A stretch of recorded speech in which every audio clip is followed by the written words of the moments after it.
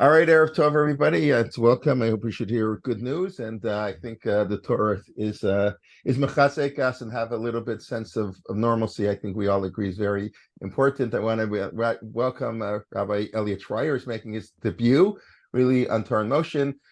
Rabbi Schrier is the senior rabbi at Congregation B'nai Sharon in Teaneck, one of the leading, I'd say, Orthodox shuls in North America. He previously served as a rabbi at Albert Einstein medical college, or at the shul at Albert Einstein. Served as the chair of the Talmud department, Rosh Beit Midrash at North Shore Hebrew Academy, a graduate of Yeshivat Har Etzion and Yeshiva University, and the Wexner Fellow. It's a pleasure to welcome him. Tonight's class is dedicated in honor of the men and women who are serving in Sahel by Doron and Mikol Katz and family. May Hashem watch over them and bring them home safely and successfully. And our learning today, our day of learning, is dedicated by Malka Elliot Spiegel in memory of Malka's father. His Yortzeit was last night, and today Philip Gellis, Moshe Fishel ben Eliyahu, and Hashem should have an aliyah, and we should have many occasions to come together for happy times and good times. And Vakasha, Rabbi Schrier. Thank you so much, Jay. I very much appreciate the opportunity to teach Torah to you all and to learn Torah really together tonight. I will say that Jay and I had been discussing about doing a shiur for actually quite some time already. And certainly when I had thought about this shiur and crafted and prepared this shiur, not in my worst nightmare did I think that I would be giving it in the realities that we are all collectively facing today. I'll tell you quite openly that had I known, I probably would have crafted something a little bit different, something that speaks more directly to our collective experience right now. But as Jay said, Torah is ultimately, Chazal tell us, a source of divine protection, and it should be a source of divine protection for our Chayalim, for Achenu B'nai Yisrael, really for all of us. And perhaps at the end, we'll try to tie in some of the thematic elements of what we're discussing tonight to our current realities and lived experiences. What I want to talk about tonight is the first people. The first married couple in really human history. And I want to trace their relationship really over the course of just 7 psukim. If you look in the first source, we're not going to delve into the first source just yet, but we're really going to be studying, for the most part, 7 psukim together. That's really all it is. If you look in the bold, it's really 4 out of those 7 that I want to focus on primarily. But as we all know, certainly all of you here know, when you properly study the Tanakh, when you properly study Torah in general, what can be easily dismissed as just, simple narrative features if you're doing a cursory reading, when you actually delve into the Torah and pay attention to its textual nuances, to its contextual and thematic nuances, there's really so much to be gleaned and so much to be learned. And that's really what I want to do tonight. If you were here a moment ago, I told Jay at the outset, ordinarily my pedagogical style is much more interactive than it is one directional. So I will at least give you things to think about as we are going through this year. I know that sometimes the interactiveness is a little bit more difficult over the medium of Zoom than it is with a live audience, but we'll do our absolute best. And like I said, we'll try to study this topic together, gain a better understanding of the parsha that we're going to read on Shabbos morning, and hopefully, like I said, glean something that we can take with us in our broader reality right now as well.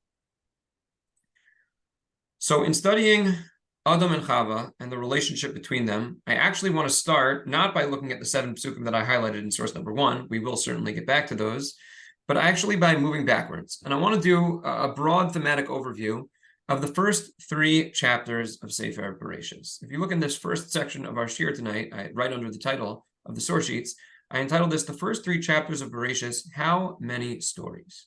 How many stories are we dealing with? What I really want to focus on is what I would call narrative starts and stops in the Torah. And we'll talk about what that means precisely in a moment, but broadly speaking, what we're trying to assess right now is, where does the Torah transition from one story to another? Where does the Torah perceive there to be a thematic break between, again, story number 1 and story number 2? And where does the Torah really group together what might be labeled as different stories into one single larger story, and what might that tell us? Let's just do an overview of the first 3 chapters of Beresheet. If you look in source number 2, you'll see verses that are hopefully familiar to everyone. Bereshis bara Elokim es hashamayim ve'es haaretz. And in Bereshis, we'll leave Bereshis untranslated. It's actually, or it's often translated as in the beginning. But if you look at the Mefarshim, that's not necessarily the best translation. We'll work with the standard colloquial translation. In the beginning, God created the Shamayim and the Aretz. He created the heavens and the earth. The Aretz hayisasahu vavohu, etc. We have a narrative of creation, the standard 6 days of creation that we're taught about from our youth in Jewish day school. The 6 days of creation are recorded. Now, if you skip down for a moment within source number 2, you'll see an ellipsis after pasuk Hey. It skips right down to right underneath it is what is pasuk Chavav in Bereshis, and that's the account of the creation of man. Let's take a closer look at that again after the ellipsis of source number 2. Vayomer Elokim, and God declared, Na'aseh Adam b'tzalmenu kidmusenu. Let us make man in the plural. That's of significance as well, but we can assess that another time. God says, "Let us make man in our image." And he'll rule over all of the flora, the fauna. He will have dominion over the earth. And then pasuk Chav Zayin, the bold, Vayivra Elokim es ha'adam b'tzalmo. God did indeed create man in his image. B'tzelem Elokim bara oso. He created him in the image of God. Zachar unekeva bara osan. He created man, male and female. Then pasuk Chav Ches, Vayivarach Hashem Elokim. He gives them a bracha. He tells them, "Pru'ervu, be fruitful, multiply," etc. That's the account of creation that is recorded in Bereshis Perek Aleph. What about Bereshis Perek Beis? So Bereshis Perek Beis begins with Shabbos. If you look at source number 3, also psukim that we are likely familiar with, Vayichulu hashamayim va'aretz v'chol tzava'an. God completed all of creation, or all of creation was completed. And if you skip down to pasuk Gimel, God blesses, he sanctifies the 7th day, that is the day of rest. After pasuk Gimel, you will see a letter Pei that is bolded and underlined. And we're going to get back to that letter Pei in just a moment. I assume many of you know what it signifies, but just in case anyone does not, we will circle back to that letter Pei in just a moment. Fine. What happens after that letter Pei? Look at the 4th line of source number 3, pasuk Dalet. Eile soldos hashamayim va'aretz bi'bara'am b'yom asos Hashem Elokim eretz v'shamayim. These are the solidos hashamayim. This is the accounting of heaven and earth. Effectively, in Perek Beis, the Torah once again goes through a creation narrative. It talks about creation again, a second time. But here, the Torah's account of creation differs in some significant ways from the account of creation in the first chapter of Bereshis, in the first parak of Sefer Bereshis.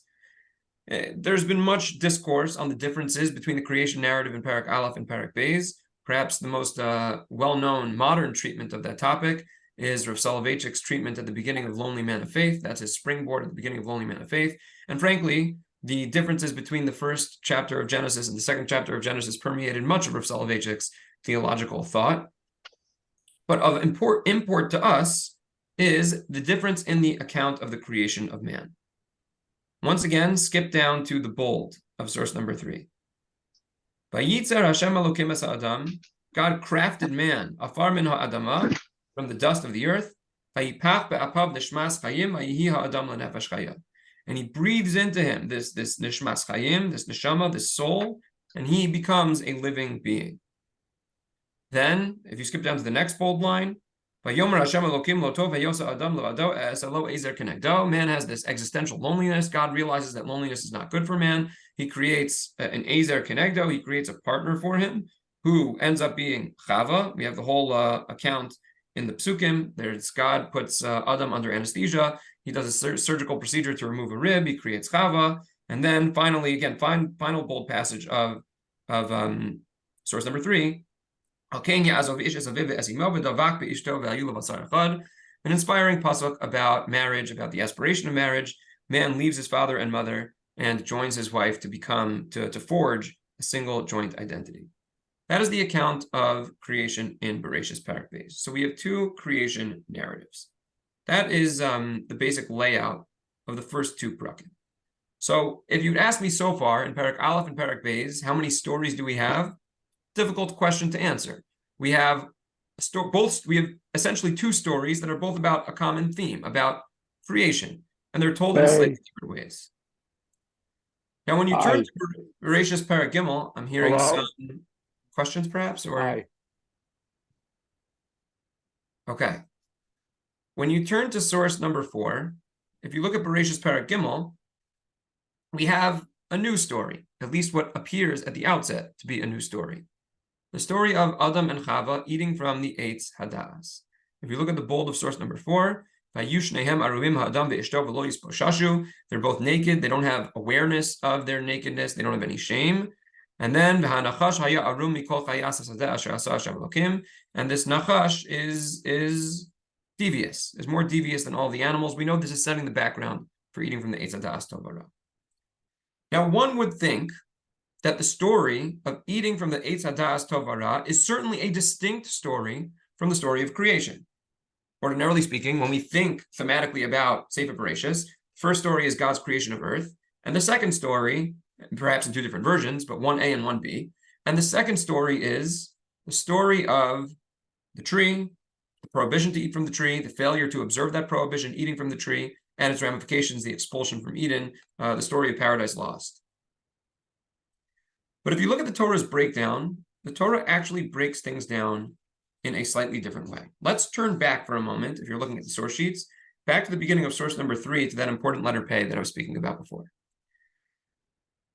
And in speaking about the letter Pei, let's talk more broadly about the structure of the Torah itself, how the Torah breaks down its own narrative structure. Now, again, I think what I'm saying now is probably going to be trivial to some, so I apologize for going through it, if indeed it is trivial, but for those for whom it may not be, let's talk about the Torah's breakdown.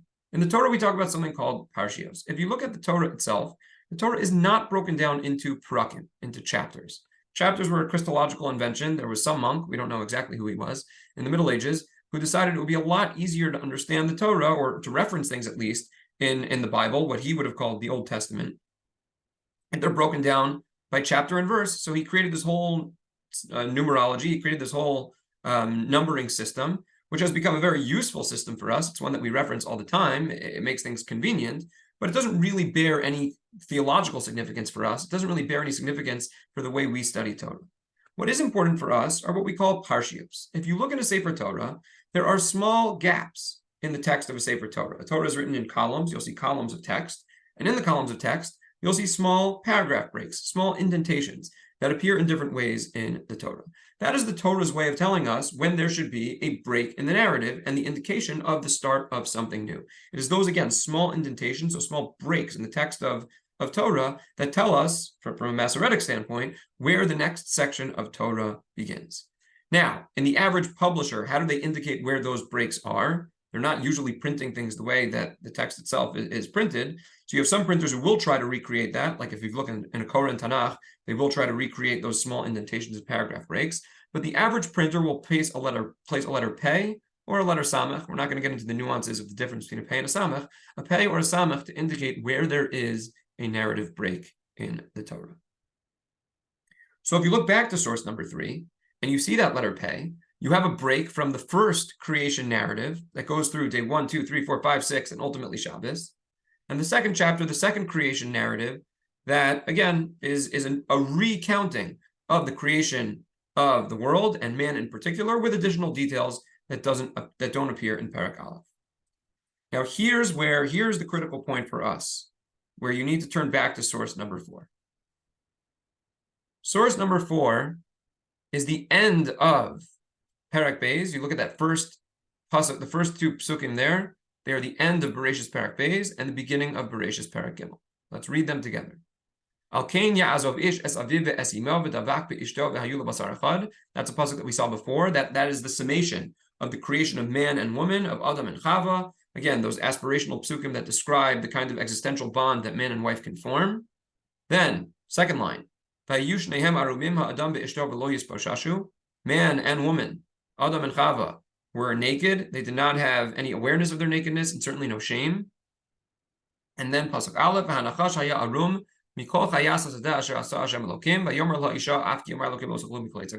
so the Nachash again is devious, and he starts to entice Chava. Now, you don't need to answer this, but I'll just throw it out for everyone. If you're looking at this text, of course, against the background of everything we've been saying, you will notice that there is one very important letter that does not appear in source number 4. Namely, if you look in source number 4, what do you not see?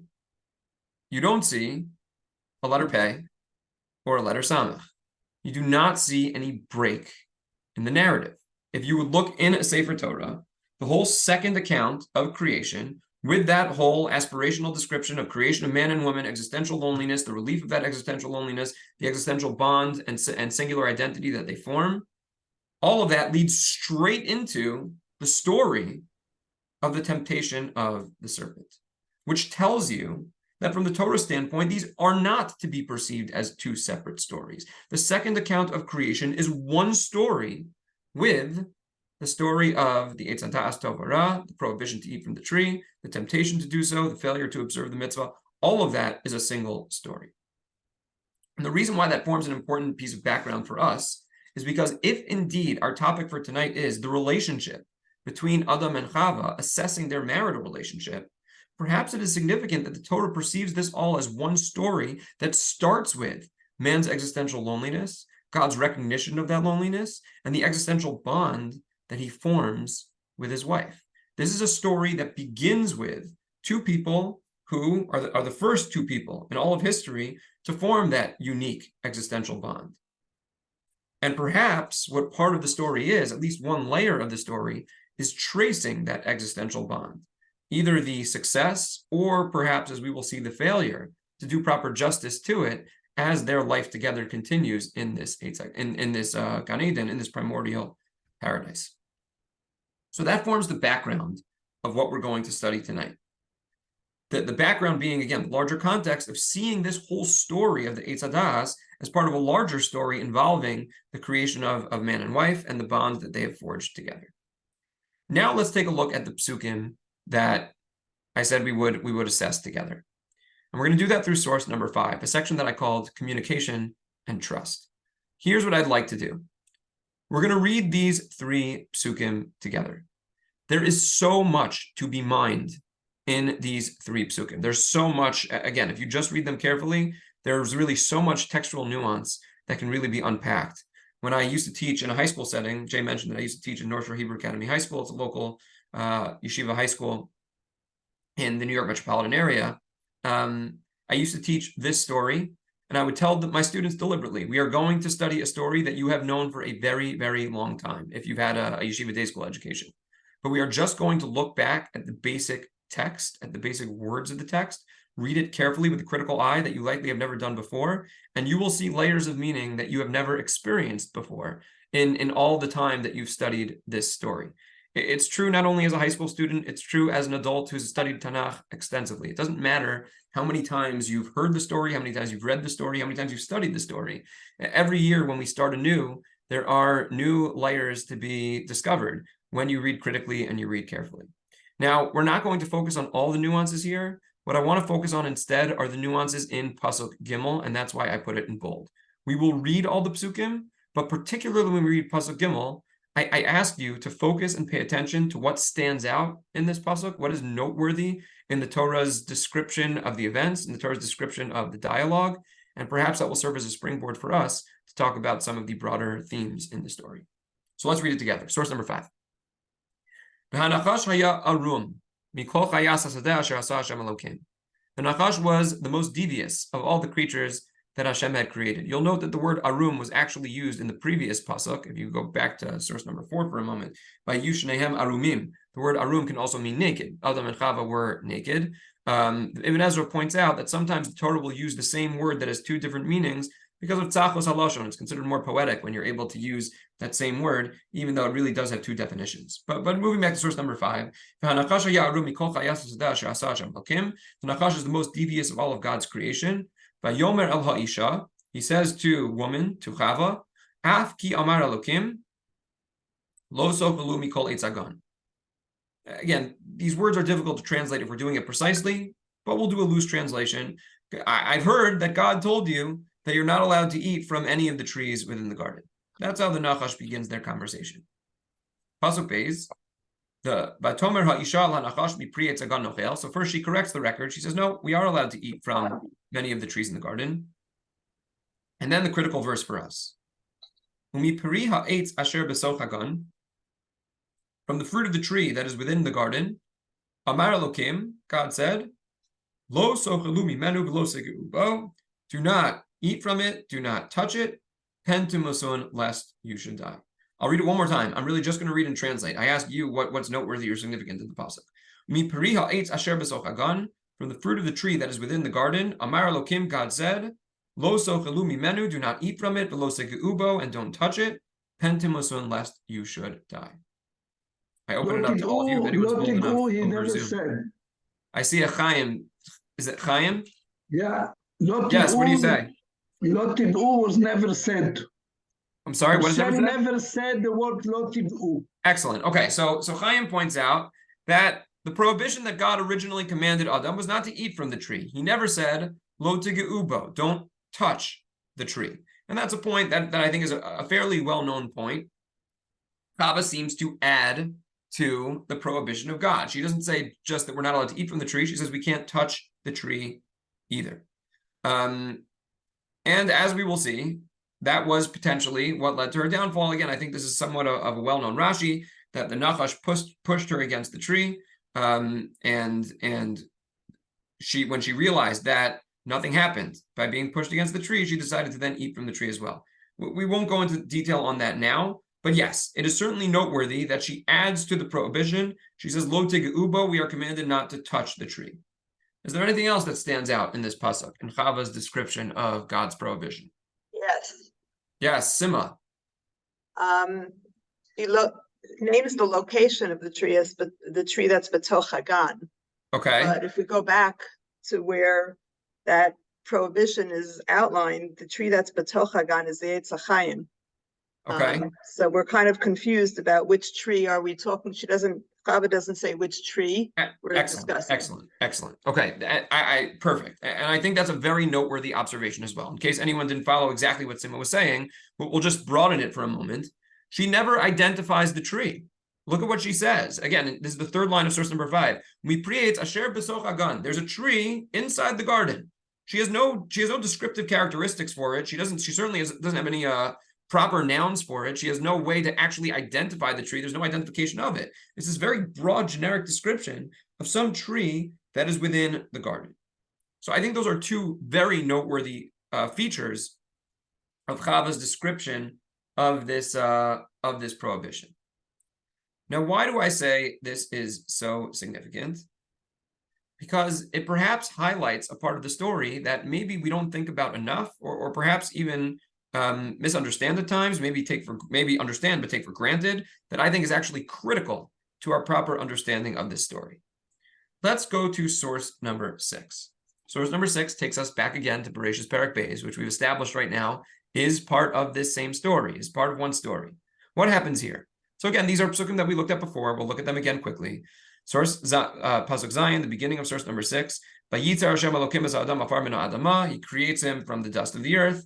He breathes within him a soul. Again, we saw those psukim before. And then let's look at Pasuk Ches, the second line of source number 6. Man is placed in Gan Eden. He's placed in paradise. And then what happens? God, we won't read Pasuk Tezvav and Pasuk Tezayin inside right now, just to preserve time. We'll leave those off. But basically, God takes Adam, he places him in Gan Eden, he places him in the garden to work the garden, to guard it, and he commands him and says, you're allowed to eat from most of the trees in this garden, almost all the trees in this garden. Then we turn to the bold of source number 6, okay? We'll read those together more carefully. Once again, I ask you, is there anything noteworthy or significant in these two psukim? To be sure, there is much that is noteworthy and significant in these two psukim, but is there anything that stands out for our conversation regarding Chava's report of God's prohibition? So, Pasuk Yud Zayin, second to bottom line of source number 6. This is God speaking to Adam. Ume'etz hada'as tov v'ra, from the tree of knowledge, good and evil. Lo sochal mimenu, do not eat from that tree. Ki biyom acholcha mimenu mos tamus. For on the day that you eat from that tree, you will die. And then pasuk Yirches, Vayomer Hashem Elokim, God declared, Lo tov hayosa adam levado. It's not good for man to exist with this deep existential loneliness. I'm going to make him partner to stand before him or opposite him. I'm going to make God a partner. And then we have the whole creation story of Chava, like we saw before, the surgical procedure, the removal of the rib, and the existential bond between Adam and Chava. What is significant in these two psukim? Chava's not there. Is that Ruth? Yes. Yeah. So Yeah. Chava's not there yet. And you could argue that God is only speaking to Adam, and he says it in the singular, lo tochal. So perhaps this injunction only applied to him. Okay, excellent. So I'm not going to go as far as you, Ruth. I think I'm going to agree with your observation, but I'm going to take I'm going to draw a more modest conclusion from it. Ruth points out that when God commands Adam not to eat from the tree, if you just read the straight narrative of Beresheet Perek Beis, Chava was not yet created. It stands to reason that she never even heard the divine decree. Now, Ruth is going as far as saying maybe it didn't even apply to her. I'm going to assume not, because we know the rest of the story. We know that Chava too is punished for eating from the tree. So let's assume that she was expected to observe the command. At least at the outset, when God commands Adam, it is reasonable to conclude that Chava was not standing by his side, also listening to the command of God, also hearing the divine decree when God delivers it. So how does Chava know that she's not supposed to eat from this tree? We don't know exactly. There are a couple of possibilities. It's quite possible that once Hashem creates Chava, he also informs her. He gives her the same memo that he gave to Adam HaRishon beforehand. The Torah doesn't record that, but that's not a problem. Torah doesn't record every single detail of what occurs and what transpires. It's quite possible that God creates Chava and then again whispers in her ear the same way he gave the command to Adam. What is the alternative? What's the alternative? That Adam told her. That she never, thank you, Debbie, that she never heard it from God at all. And she only heard it secondhand from Adam. And if she only heard it secondhand from Adam, then perhaps when we go back to those, let's say, differences or discrepancies between her description of the command and God's original command, it makes us wonder, was something perhaps lost in communication? Was this a game of broken telephone? God speaks to Adam and then Adam speaks to Chava and something's lost in transmission? Or perhaps was there a deliberate change and perhaps even distortion of God's original command when Adam speaks to Chava? Let's take a look at two sources that seem to indicate that indeed there was a breakdown in communication and perhaps even deliberate distortion in certain ways. I don't want to use the word distortion, it's very strong, but a deliberate change in God's original command when Adam communicates with Chava. Rabbi Schrier, there's also another difference because Go ahead, Simon. When Hashem says Ki bayom achalcha mimenu mochi tamut, and that's not what Chava says to the Nachash. She just says pen temutum. Okay, so I think you're 100% right. I think that small word pen is loaded with potential significance, and it's a machlokas in the Rishonim. I think it might even be two opinions in the Radak as to how pen is to be read. I don't want to get into that now. I think you're 100% right. Pen can mean lest, or it can mean perhaps. And in this context, what Chava meant will make a world of difference. Did she mean we might die, or did she mean lest we will die? In other words, we will die, in which case it's just another way of saying the same thing as God's original command. So I fully agree with you. I think that word pen is very significant, but I guess we'll leave that for another occasion. But I think it's, again, the observation is spot on. Now, source number 7, again, I think some of this will be familiar, likely because it's quoted by Rashi. We'll often say there's a famous medrash quoted by Rashi, or there's a famous Gemara that is quoted by Rashi. We often forget the fact that the reason why usually the medrash is famous, the reason why the Gemara is famous, is because it is quoted by Rashi. It's not that Rashi is quoting a famous medrash, it's Rashi is making the medrash famous. So I think some of the material that we study in a moment will likely be familiar, but I'd have to imagine that source number 9 is probably not going to be so familiar. Let's take a look at sources 7 and 8. Source 7 is the first Mishnah in Pirkei Avos. It records the chain of transmission from Moshe at Sinai through several generations. through the Anshe Knesset Hagadola at least. The Mishnah concludes by telling us the Anshe Knesset Hagadola had 3 pieces of advice. If you look at the second line of source number 7, Shlosha Dvarim, they had 3 pieces of spiritual advice for Klal Yisrael, for the populace. Have a Mesunim Badin. Don't rush to conclusions. Be careful in your deliberations and in your judgment. Ha'amidu Talmidim Harbe, establish for yourself many students. At least that's the standard translation. Ha'amidu Talmidim Harbe, establish for yourself many students. Va'asu Siyag La Torah, and make for yourself a fence around the Torah. Now, what does making a fence around the Torah mean? Of course, it's a metaphor. It's figurative speech, but it means that if you should make this is one of the sources for rabbinic law. If the Torah tells you don't write on Shabbos, then make an institution that tells you don't even pick up a pen because it's a klisha malato le'isr, because it's muktzah, and then you will not come to write on Shabbos. Make a fence around the Torah.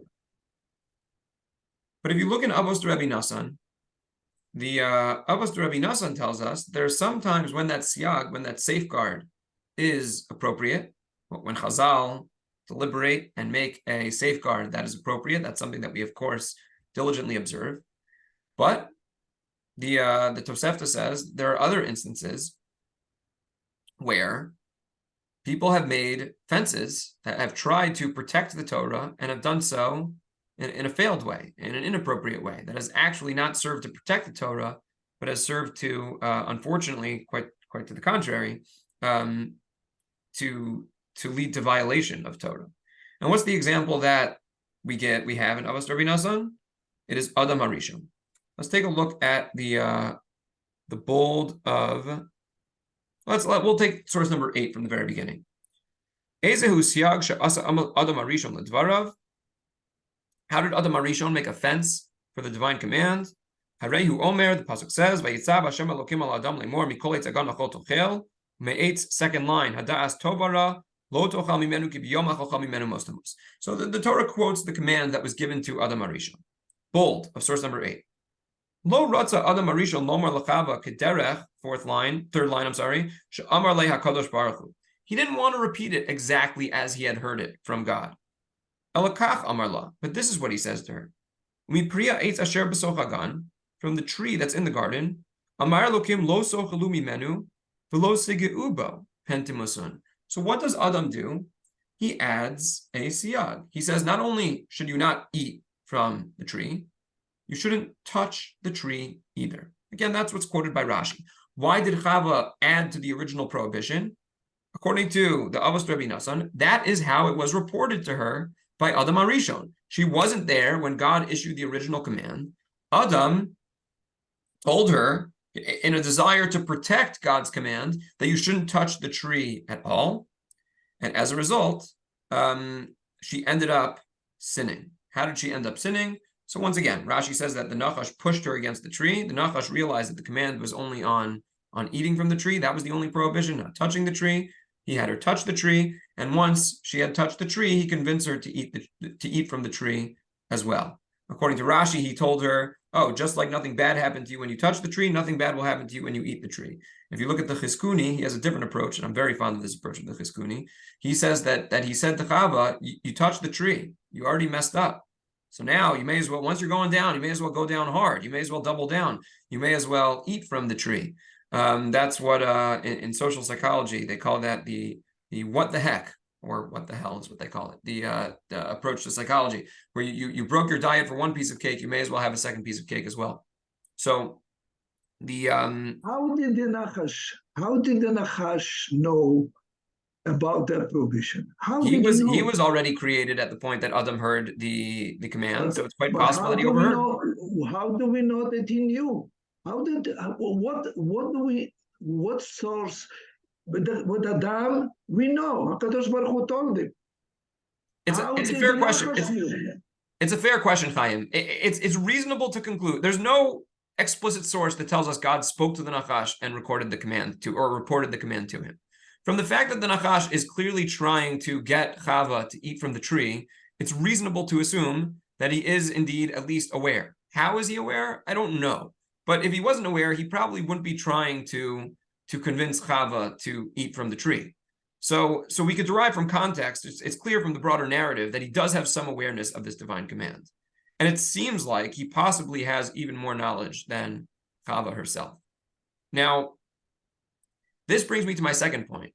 Chava didn't know the name of the tree. Or to frame our ninth source, what is it that Adam did wrong? Adam was trying to make a fence around the Torah. Fence around the Torah is something that we're instructed to do in the first Mishnah of Pirkei Avos. What went wrong about his particular safeguard that it ended up being a michshol, that it ended up leading to violation, to iniquity, rather than actually serving its purpose? Take a look at what the Or HaChaim says in source number 9. Vatera ha'isha, he's commenting a little bit later in the story, where Chava sees the tree. She realizes it's a wonderful tree to contemplate. That tells you that she didn't have yediyah from the very beginning. Whatever yodea tovara means, that's also a major debate. Now, take a look at what he says in bold. The reason why Adam didn't explain what this tree is, what it does, second line, lo ratza lehodia, ki yesh bo ma'ala zu shemachkim ochlav, kedei shelo hagdil belibo ta'avasa. He says he didn't want her to know about the supernatural metaphysical properties of this tree. And why didn't he want to tell her? Kedei shelo hagdil belibo ta'avasa. Because, I'll translate the Or HaChaim and then I'll put it in my own words, because he didn't want to arouse her temptation towards this tree. Or if I could put it in my own words, because he didn't trust her. He didn't think that Chava could handle the information. God gave me this command. He said this tree has these remarkable properties. I know that I can handle it. I'm not going to eat from the tree. But Chava, I don't think she could do it. So you know what? I'm going to withhold information from her. I'm not going to actually tell her what this tree is, what it does. She clearly has no way of identifying the tree. Again, she doesn't call it the Eitz HaDa'as Tovara. And I'm also going to add a gzeira as well. I'm going to tell her that she can't even touch the tree because I don't trust her basic capability to observe the divine command. If you ask me what is wrong with Adam's siag, again, I don't have any source that says this explicitly, but if you ask me to conjecture, it is this lack of trust between Adam and Chava. Ruth says, and thus we have the start of mansplaining. Well said. So Adam turns to Chava, and instead of telling her, here's this Eitz HaDa'as Tovara. God commanded us not to eat from it. Personally, between you and me, I think it's probably a good idea for us not to even touch the tree and just stay far away from it, because we don't even need to be playing with that. Why play with fire? Let's just make this decision between the two of us that we're not going to go near the tree, and then we certainly won't eat from it. Had Adam HaRishon succeeded in doing that, then I think he would actually be fulfilling the charge that appears in the first Mishnah of Pirkei Avos, Asu Siag LaTorah, make a proper fence around the Torah's laws, around the divine command. But because he doesn't trust Chava, and because he doesn't communicate with her, he leaves her in this place where she has this paucity of information, where the Nachash is able to come with this intellectual superiority and is able to therefore convince her to eat from the tree. So I think Rabbi, give me 1 second, Chaim. Give me 1 second. Okay, give me 1 sorry. second. I'll get back to you in a moment. Give me 1 second. But what I think you see in this pasuk is this breakdown in this original existential bond that Adam and Chava had formed. You see a lack of trust featuring in the relationship. You see that creeps into a lack of communication, and that serves as the immediate background and immediate impetus for Chava's sin. Chaim, what was your question? More comment. It's actually a huge failure. From few minutes before, he calls it Etzem Atzamai. She's equal to him. Where's this mistrust coming from? I fully agree with you. I think that's precisely the point that the Torah is. I think that's precisely the point that the Torah is making. The Torah is saying that they start with this again, this illustrious and this aspirational existential bond that clearly starts to fall apart. Now, again, I can't tell you what happened. I can't tell you if they had a debate about who was going to do the dishes or who was going to pick up groceries or whatever the case may be. But somehow, this relationship starts to devolve. Okay? Okay. Any other thoughts before we move to section 3? Section 3 is what I Rabbi, call sharing is caring. maybe before you go to section 3, maybe this mistrust that we see, it later on becomes the relation between Cain and Hevel. Okay, interesting that perhaps they absorbed something from their parents' relationship. I heard somebody else had another observation as well. Oh, because if you look later on, Adam says that the woman gave him to eat from the Okay, apple. good. You're getting ahead of me. You're already jumping. You're already jumping to Okay. section 4. We'll get back there. Okay. Take a look at section 3. Once again, we are just going to read 2 psukim. Okay. And once again, I'm just going to read and translate, and I ask you what is significant here. To me, these 2 psukim that we're about to read raise what I think is the most significant ambiguity in this entire story. And I'll tell you openly at the outset, I don't really have an answer for it, but I think it is the most important mystery in this entire story. Source number 10. Vatera ha'isha.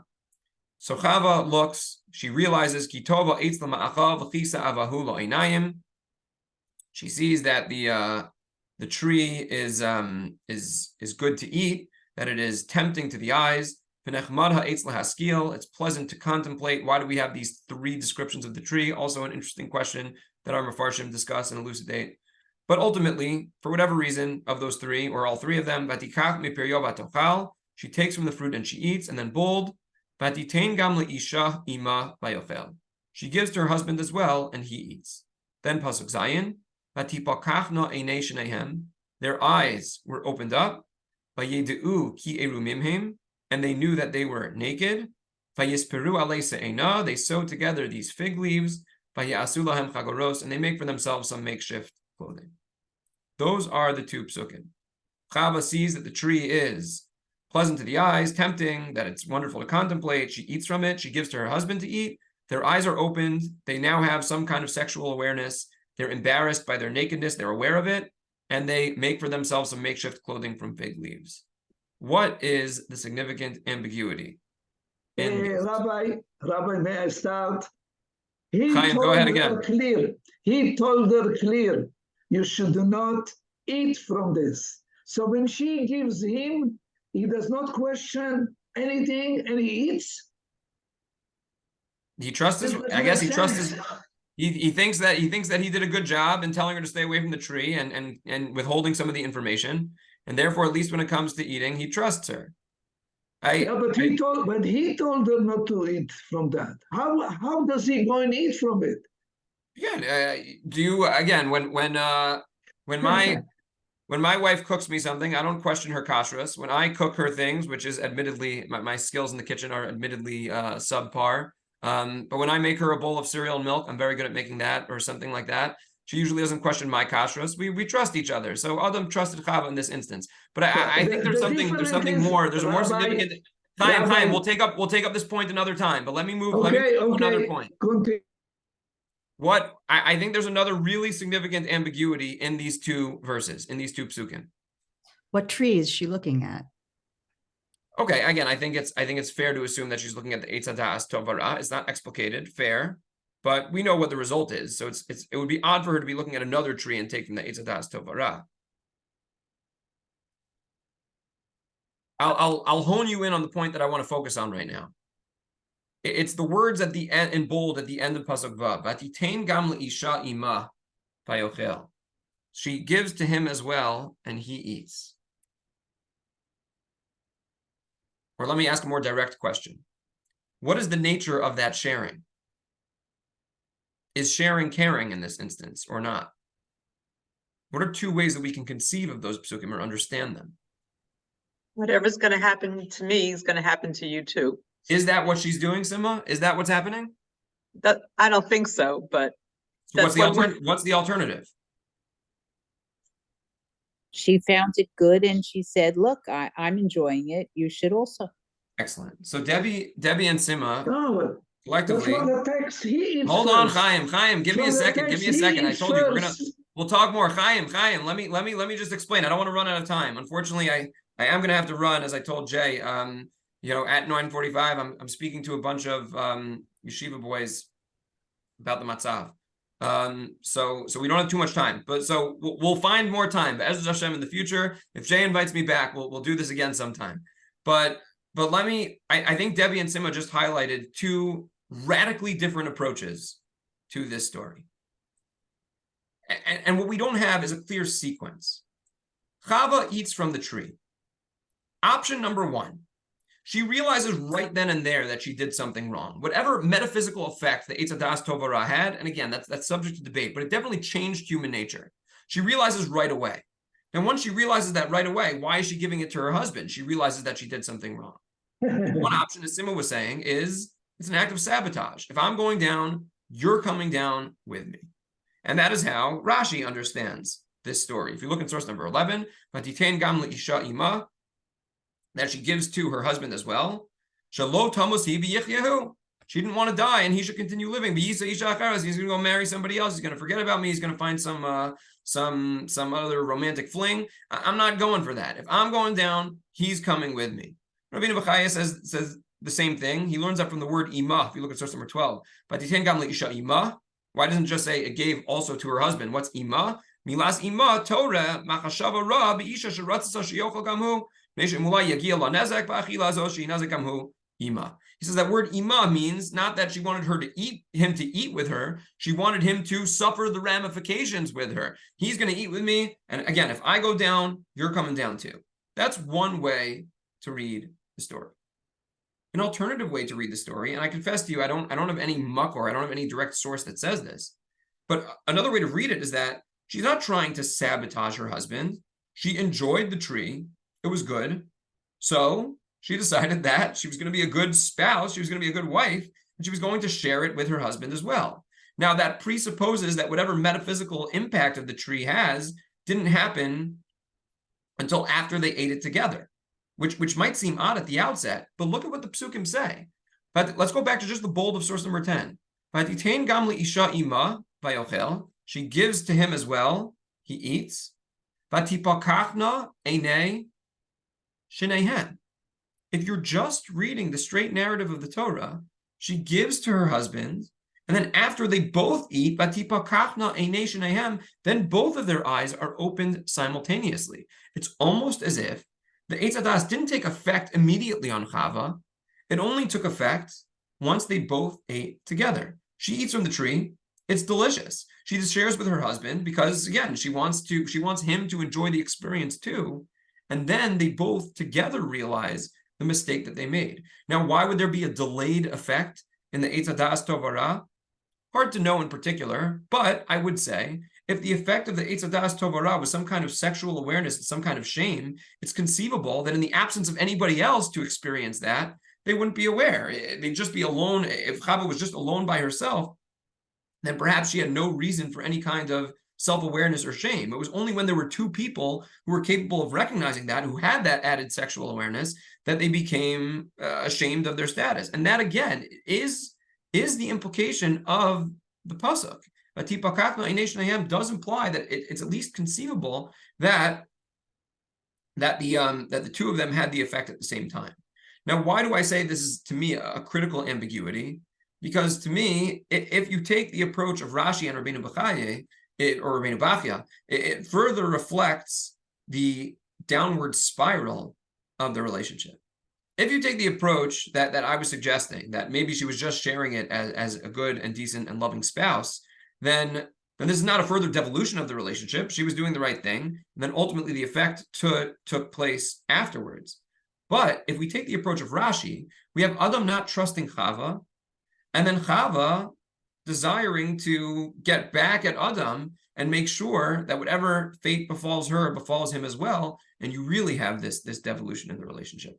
Now, I want to leave time for questions, but let me at least go through number 4, and like I said, try to part with some message. Maybe we'll do, Jay, if it's okay with you, maybe we'll do number 4. We'll take a couple of questions, and then I'll leave with a parting message. Okay? Here with me. Okay. So someone had referenced before, I don't remember who it was, that the real downfall, the real dissolution, and the real dramatic fall in the relationship between Adam and Chava is perhaps most expressed when God calls Adam to task. In source number 13, we won't read it all inside. God says to Adam, did you actually eat from this tree? And what does he say? In the first bold passage of source number 13, Ha'isha asher nasata imadi, hi nasna limina eitz v'ochel. It's a remarkable moment of audacity on part of Adam. He effectively turns to God and says, God, it's your fault. It's her fault. It's not my fault.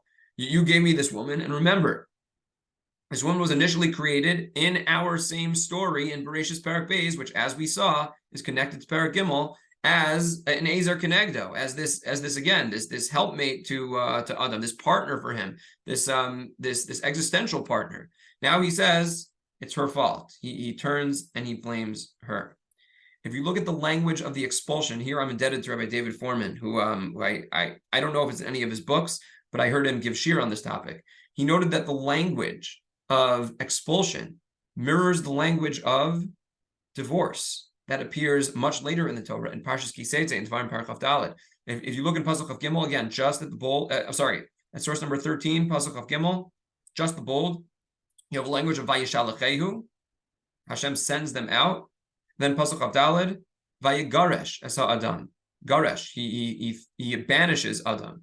The word Vayigaresh is a word of Gerushin, it's a word of divorce. The word Vayishalachehu, if you look in source number 14, which is where the Torah describes the process of divorce, if you look at the second line of source 14, V'shilacha mi beiso, he sends her from his house. God sends Adam and Chava away from the garden, perhaps hinting that part of their flaw here was not just eating from the Eitz Hadas Tov Hara, but the way they turned on each other as well. It's another hint to the downward trajectory of their relationship that ultimately ended in Adam blaming Chava for their sin.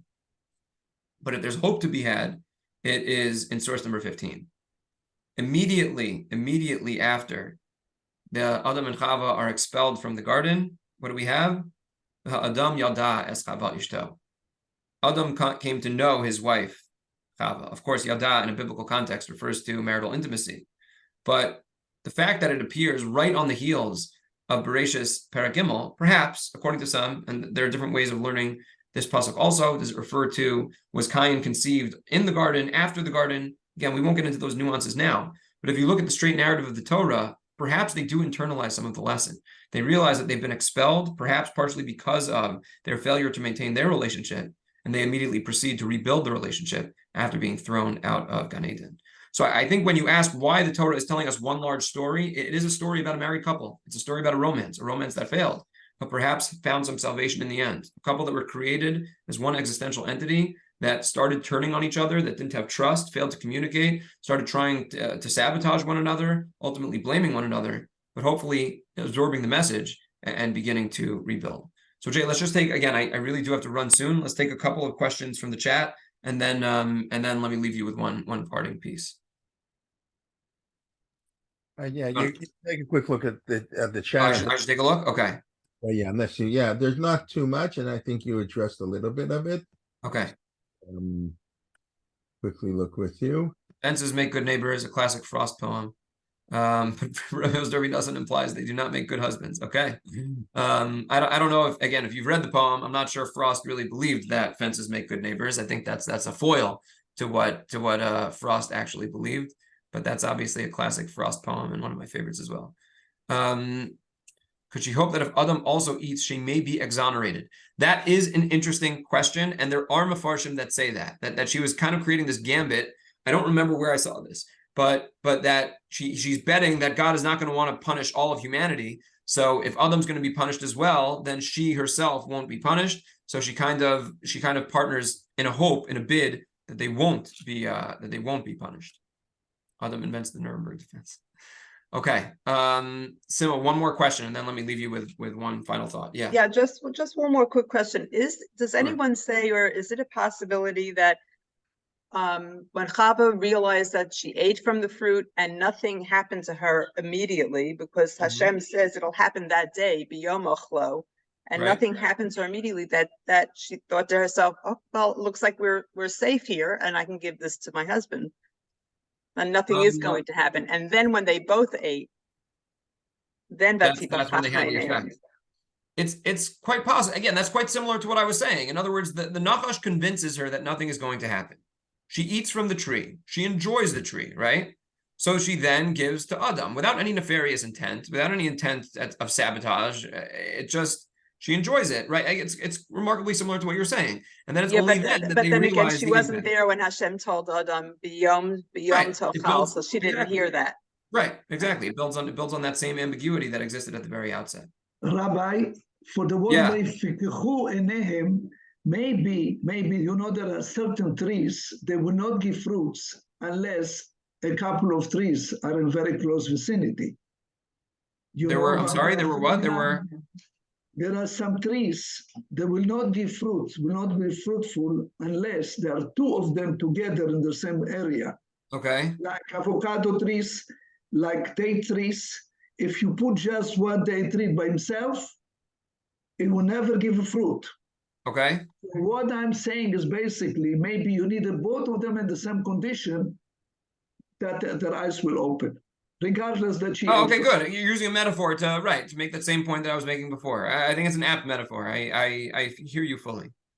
I'm going to leave you with one thought. And if this seems contrived in terms of connecting it to our current matzav, I confess to you openly it is. Like I told you at the outset, I was not planning on giving the shiur under these conditions. But the theme of turning on each other versus towards each other is something that has loomed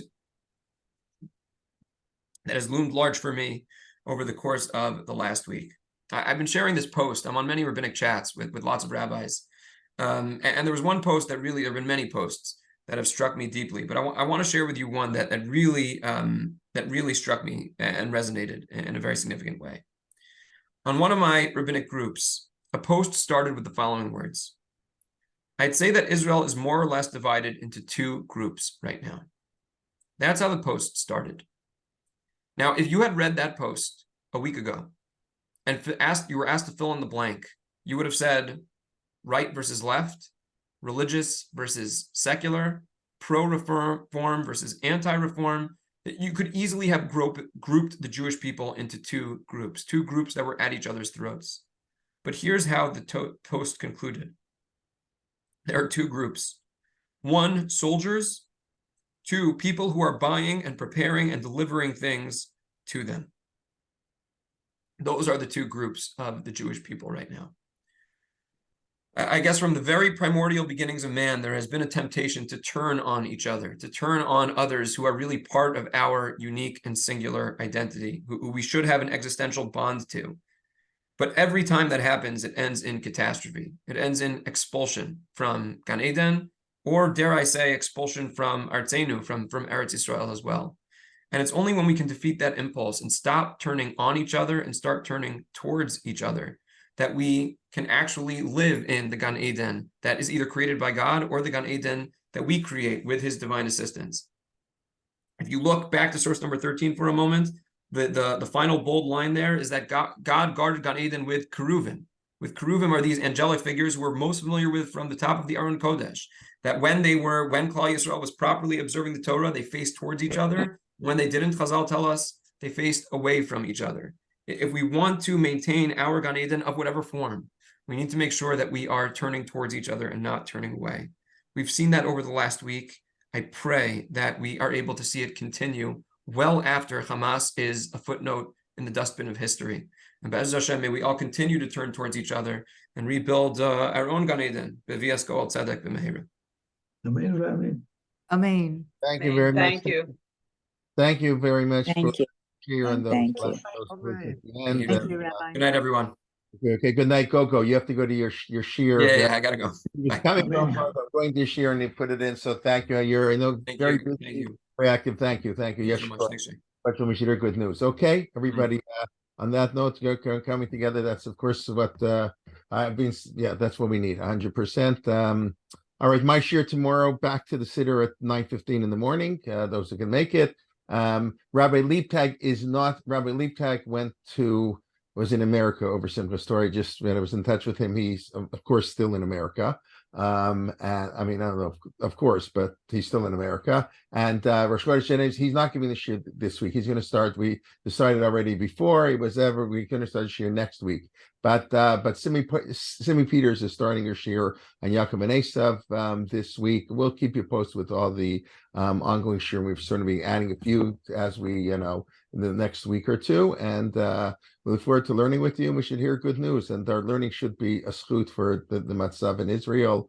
And it's unfortunate this is what it takes to bring us together. But if it can succeed and stay longer, then something good can some of all the horrific events that are happening. At least we better something good. Whatever, what can I say? The words are not so simple, but everybody should be well. And Achdut is for sure. That's the number one thing. Avat Chinam is how we're going to build Eretz Yisrael, the famous message of Rav Kook, and we see in practice how true that is. Okay, Lila to everybody. We hope to see you soon for learning. Laila tov. Laila tov. Visor Tov. Okay, bye-bye.